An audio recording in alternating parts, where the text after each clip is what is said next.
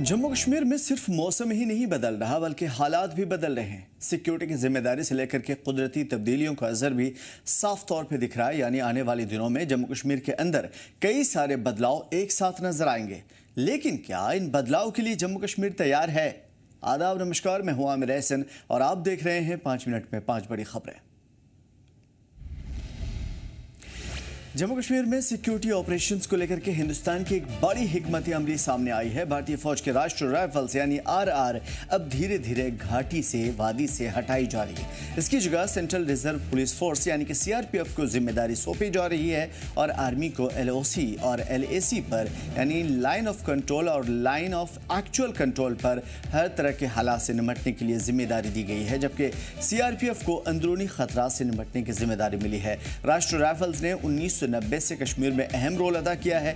दहशतगर्दों के नेटवर्क को तबाह करना हो, मुकामी इंटेलिजेंस नेटवर्क की तफसीली जानकारी हो और आर्मी के स्पेशल ट्रेनिंग हो, दूर दराज के इलाकों में तैनात हो, इन सब में राष्ट्रीय राइफल्स का अहम रोल रहा है। लेकिन अब उसकी जगह सीआरपीएफ को तैनात करना आसान नहीं होगा। इस चैलेंज से निपटने के लिए माहिरीन ने साबिक फौजियों से मदद लेने की सलाह दी है और यह तबादला रिस्की हो सकता है, इसलिए इसकी रफ्तार बेहद सुस्त है। लेकिन बहुत एहतियात के साथ तब्दीली को अंजाम दिया जा रहा है और उम्मीद है कि आने वाला यह बदलाव काफी खूबसूरत होगा।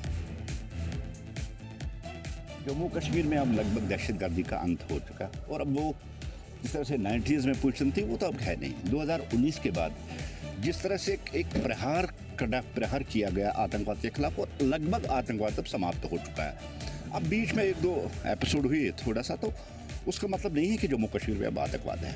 और अब वो वक्त आ चुका है कि जो सेंट्रल गवर्नमेंट ने फैसला लिया है कि अब सीआरपीएफ को ये कश्मीर की जो लाइन डाल रहे हैं, जो कश्मीर की सिक्योरिटी है, उनको वो दे दी जाए।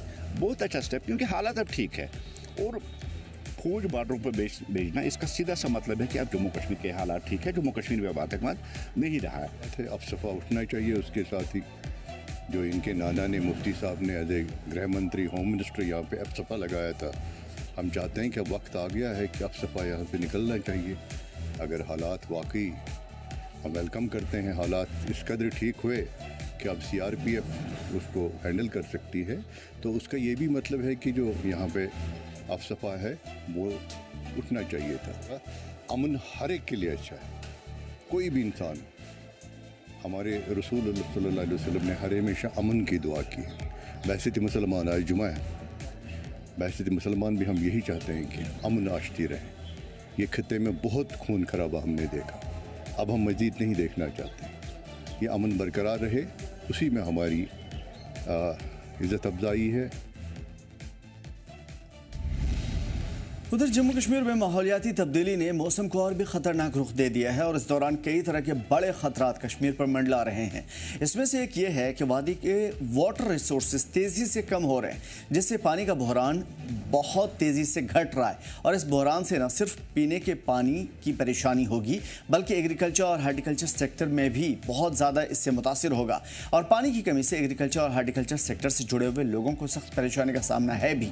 इसकी बड़ी मिसाल ये है कि पुलवामा के मशहूर डोबिकॉल स्ट्रीम अब कूड़े के ढेर में तब्दील होता नजर आ रहा है और मीठे पानी का जो चश्मा था वो अब बदल रहा है। ये जिले में वाहिद पीने के पानी का चश्मा था, लेकिन अब ये धीरे धीरे खत्म हो रहा है और इससे नाराज लोगों ने इंतजामिया से अपील भी की है कि वाटर रिसोर्सेज पर फौरी तवज्जो दी जाए और इसको साफ कराया जाए।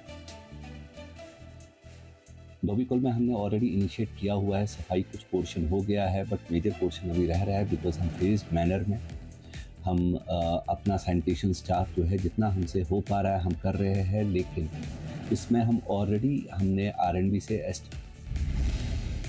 उधर कठुआ जिले में हालिया भारी बारिश के बाद बाढ़ जैसी तबाही मची हुई नजर आई। नेशनल हाईवे बने हुए 2 पुल पूरी तरीके से ध्वस्त हो गए और कई इमारतें बर्बाद हुई। मुकामी लोग परेशान हैं। डिप्टी सीएम सुरेंद्र चौधरी ने हालात का जायजा लेने के लिए कठुआ का दौरा किया था। डिप्टी सीएम ने मीडिया से बातचीत में मरकजी सरकार पर सवाल उठा दिए और जम्मू के लिए बड़े राहत पैकेज की मांग की। उन्होंने कहा कि 2014-15 के पैकेज में 2 गुना पैकेज इस मरतबा चाहिए, क्योंकि इस मरतबा ज्यादा जरूरत है। उन्होंने नेशनल हाईवे अथॉरिटी के कामकाज पर भी नाराजगी जताई और कहा कि पुल बार बार टूटने से क्वालिटी पर समझौता दिखता है। सुरेंद्र चौधरी ने दोहरी सत्ता पर भी तीखा हमला किया और एलजी की जम्मू कश्मीर में गैर मौजूदगी पर सवाल उठाए। हिंदुस्तान के होम मिनिस्टर साहब से और हिंदुस्तान के प्राइम मिनिस्टर साहब से ये रिक्वेस्ट करूंगा कि 2014 में कश्मीर में जब फ्लड आया था उस समय भी हिंदुस्तान के अंदर मोदी सरकार थी और जम्मू कश्मीर के अंदर पीडीपी और बीजेपी की सरकार थी।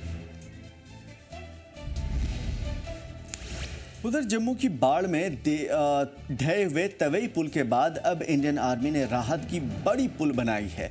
सिर्फ कुछ ही घंटों में फौज ने पुल का स्ट्रक्चर असेंबल भी कर दिया, जोड़ दिया और सबसे नदी के ऊपर ला करके इसे जोड़ने का काम बड़ी ही मुश्किल से लेकिन बड़ी ही तेजी से हुआ। अफसरों का कहना है कि मजीद कुछ ही घंटों में पुल पूरी तरीके से तैयार होगा आवाजाही के लिए। ये फौज का बड़ा कारनामा है जिससे मुश्किल हालात के बावजूद कम वक्त में असेंबल करके कर दिखाया। मुकामी लोग कह रहे हैं कि अगर ये काम किसी और एजेंसी को दिया जाता तो महीनों लग जाते, लेकिन फौज ने सब्र और इम्तिहान का सामना किए बगैर इस काम को अंजाम दिया।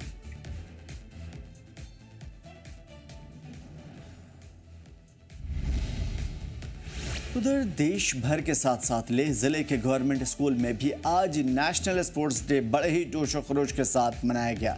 आपको बता दें कि नेशनल स्पोर्ट्स डे हॉकी के महान खिलाड़ी मेजर ध्यानचंद की जयंती के मौके पर मनाया जाता है और ये दिन मुल्क के उन तमाम खिलाड़ियों के लिए वक्फ होता है जिन्होंने इंटरनेशनल लेवल पर भारत का नाम रोशन किया हो। वहीं इस मौके पर LAHJC के नायब सदर स्वेरिंग आंगचुक मेहमान खुसूसी थे और लेह जिले के मुख्तलिफ सरकारी स्कूलों के स्टूडेंट्स ने इस प्रोग्राम में हिस्सा लिया था। उनके लिए कई खेल कंपटीशन भी हुए। दिन भर चली स्पोर्ट्स एक्टिविटीज़ में आखिर में मेहमान खुसूसी ने सभी को अवार्ड्स दिए। आज ये नेशनल स्पोर्ट डे मनाए जा रहे हैं और हर जगह पे अलग अलग स्पोर्ट्स इवेंट का डेमोन्स्ट्रेशन किया जा रहा है और यहाँ पे लेह में